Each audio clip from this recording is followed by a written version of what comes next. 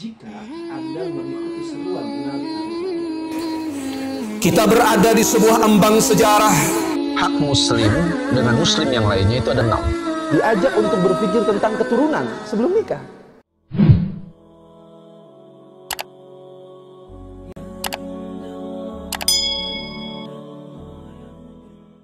Assalamualaikum warahmatullahi wabarakatuh. Alhamdulillah wassalatu wassalamu ala rasulillah wa ba'd. Sahabat muslim dimanapun Anda berada, di suasana yang rintik-rintik hujan di sekitaran wilayah Jawa Barat ini, mari kita menelaah sedikit terkait dengan satu kitab yang ditulis oleh seorang ulama besar yang bernama Syekh Ahmad. Beliau menjelaskan tentang segala bentuk problematika yang terjadi di dalam tubuh kaum muslimin. Penyebab paling besarnya adalah ketika setiap mukmin tidak lagi punya kemampuan untuk mengendalikan hawa nafsu. Sebab ketika seseorang itu telah didominasi oleh hawa nafsunya, maka kebenaran tidak akan bisa terlihat dengan jelas. Tapi kalau dia mau berusaha untuk membersihkan tazkiyatun nufus, membersihkan jiwanya sebersih-bersihnya tanpa ada kotoran sedikit pun, maka dia akan jumpai kebenaran itu disinari dengan cahaya yang terang tanpa ada sedikit pun keraguan. Jadi orang yang bertakwa itu kalau ada setitik keraguan, maka dia akan meninggalkan keraguan itu. Belajarlah jujur pada diri Anda sendiri. Ketika Anda ingin melakukan sesuatu, maka periksalah hati Anda.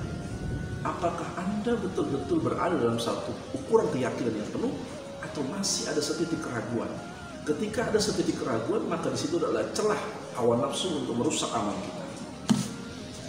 Bukankah Nabi SAW telah menyampaikan al-kayyisu man dana nafsahu wa amila lima ba'dal maut? Orang yang cerdas itu adalah orang yang bisa mengendalikan hawa nafsunya. Maka tentu pengendalian hawa nafsu itu perlu dilatih, karena al-hawa itu maknanya artinya terpelanting, terjatuh, sebagaimana Quran surah An-Najm mengatakan wan najmi idza hawa, dan bintang apabila dia terjatuh. Itu artinya hawa itu maknanya adalah sesuatu yang membuat seseorang itu bisa terpelanting, bisa jatuh, bisa terpleset. Dan orang yang cerdas, kata Nabi, adalah orang yang bisa mengendalikan hawa nafsu itu dengan baik.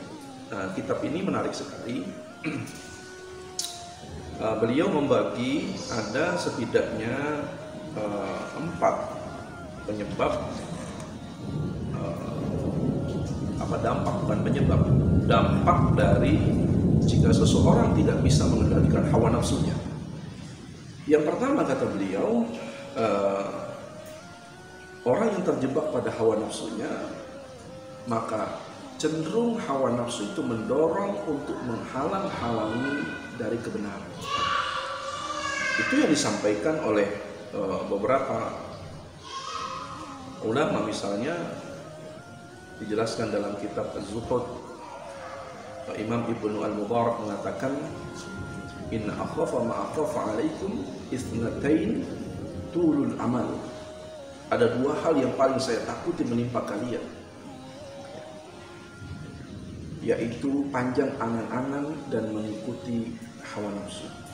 Wa itba'ul hawa fa amma tulul amal fayunsil akhirah wa amma ittiba'ul hawa fayasuddu 'anil haqq. Panjang angan-angan, kecintaannya terhadap dunia itu begitu tinggi sehingga cita-citanya segala ada di kepalanya tentang dunia, sementara dia lalai dari akhiratnya. Bahkan dia dapat melupakan akhirat. Sedangkan mengikuti hawa nafsu dapat menghalang-halangi dari kebenaran. Ini yang pertama. Yang kedua, hawa nafsu itu juga mampu merusak akal, sehingga orang tidak akan berbicara dengan akal yang sehat ketika seseorang itu telah didominasi oleh hawa nafsunya. Karena itulah para ulama banyak berijtihad dengan pendapatnya